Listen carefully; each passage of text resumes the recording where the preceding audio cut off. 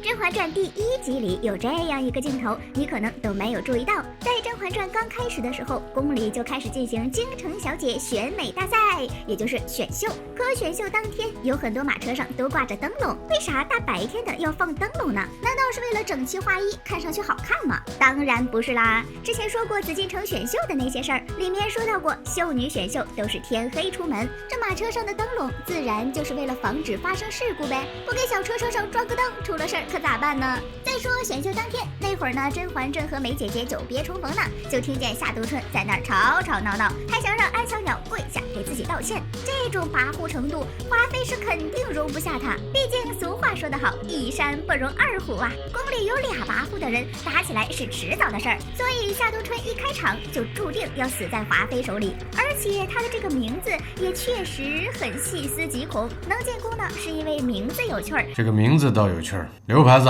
引起了四大爷的注意，他后来硬生生在一个枫叶不够红的秋天被华妃搞到残疾，可偏偏他的名字里就是没有这个秋字儿。唉，想想还真是挺细思极恐的哈。当时的安小鸟呢，明显对自己的家世是有一种非常说不出口的感脚，而且他第一次出场的发型和装饰和他下线之前的一模一样，这其实也是在说他这一辈子都是一场空。来宫里的时候什么都没有，最后走的时候也是一样，甚至他选秀的时候，甄嬛给他的秋海棠花语是苦练，走的时候直接送他一盘苦杏仁儿。安小鸟这辈子也就是一个苦字贯穿全文。不过呀，安小鸟还是挺会说话的，先是跟嬷嬷说的好话，后来眼看着被撂牌子，还能对着四大爷和太后说几句好话。也正是因为这几句好话，他的后半辈子就注定要待在宫里。还有一个也很想进宫的人，就是梅姐姐，她的面试问题被自己的老妈完美压中，所以她就回答了自己早就准备好的完美答案。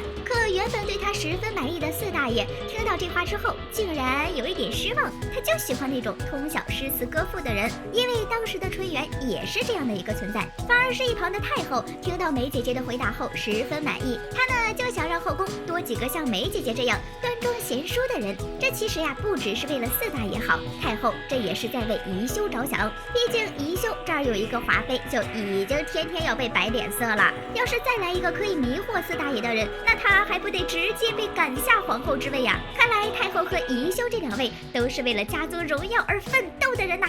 甄嬛到底想不想进宫？这几个细节说明一切。在选秀之前，咱们嬛嬛就说自己不想进宫，可是在选秀的时候却表现得非常好。其实这也不是人家口是心非，看看当时的情况就能明白了。在安小鸟被夏冬春欺负的时候，甄嬛曾经上去帮忙，那会儿呢周围全都是秀女，为啥甄嬛就敢于挺身而出呢？因为人家根本就不想入宫呗。虽说给别人帮忙是做好事儿，可谁知道这多管闲事儿会不会惹一身骚呢？夏冬春这人呢，跋扈又笨，他闹事不怕被惩罚，但别人害怕这火会烧到自己身上，所以到最后自然只有不想进宫的甄嬛敢管这闲事儿了。而且呢，甄嬛在帮安小鸟解围之后，看见他朴素的装扮，心里一喜呀，当下又是摘花给他戴，又是把自己的耳坠子送给他。当时甄嬛摘耳坠的动作很快，好像生怕安小鸟会跑。其实从甄嬛的这个举动也可以看得出她不想进宫的心思。本来她穿的就非常素净，是全场最不显眼的一套造型，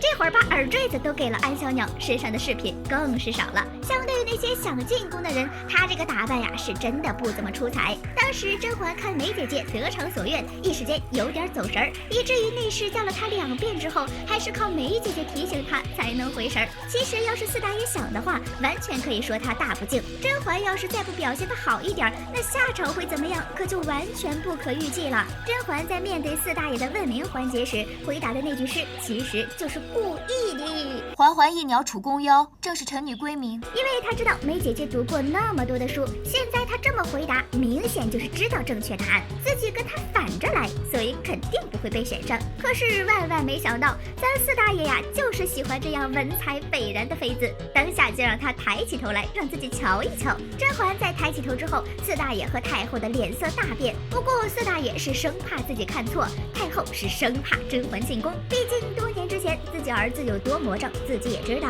太后是生怕甄嬛进宫之后把整个后宫搅乱，于是太后她老人家就给甄嬛来了个临时家事，又是泼茶水，又是扔猫的，其实就是为了挑刺儿。但这谁敢动啊？乱动一下就是殿前失仪，看看孙妙清的下场不就知道了吗？不敢动，不敢动啊！虽说甄嬛确实不想进宫当嫔妃，可这时候要是出了岔子，自己父亲也肯定会受到影响。所以为了不让家里出事儿，甄嬛是硬着头皮也要上呀。不过话说回来，孙妙清不愧是织造的妹子，这衣服可是够华丽的。《甄嬛传》第1集中还隐藏了这样一个细节，在《甄嬛传》的第1集当中，其实还有梅姐姐家的宅斗细节。四大爷10几天没有去看宜修，殿选前夕忽然去景仁宫的原因等等。总之，整个第1集下来就是细思极恐。选秀大考之前，宫外的秀女们都在忙着备考，这之前嬛嬛还在庙里上香，忙着给石叔哥哥发好人牌，整个人的状态就是根本没把这场重要的考试放在眼里。而梅姐姐呢，开场就是自信的微笑，沈妈还在为她压着考题，这可真是1对1指导，包教包会的那种。不过当时除了坐着的沈妈之外，还有2个穿戴不俗的女人，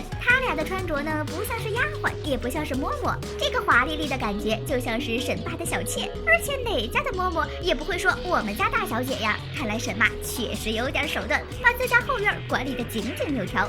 梅姐姐后来学管家学的不错，也是因为这一点吧。梅姐姐这儿呢，其实就是大部分秀女的缩影。沈妈这个劲儿，一看就是特别想让闺女入宫，言行举止什么的还都得考察一遍。当然了，咱们嬛嬛家就不是这样的，他们家最不看重的就是这些，这一点从她在寺庙上香就能看出来。虽说秀女那边是紧张忐忑，可咱们宫里的娘娘可不管什么大考。就在马上要殿选的某一天，华妃和宜修都在等四大爷吃饭。本来宜修这边看上去毫无胜算，但这天四大爷还真就推了华妃的晚饭局去了宜修那边品尝炖好的老鸭汤。为啥那天四大爷会去看宜修呢？这是因为当时四大爷已经很久没有去看过宜修，选秀事宜也是交给华妃来做。宜修这个皇后当的呀，确实没劲。但现在马上就要殿选了，要是她再不去景仁宫看看，那这个皇后的威信以后怎么立得起来？太后也叮嘱过她很多次，所以呀，不管怎么说，四大爷去看宜修都是应该的。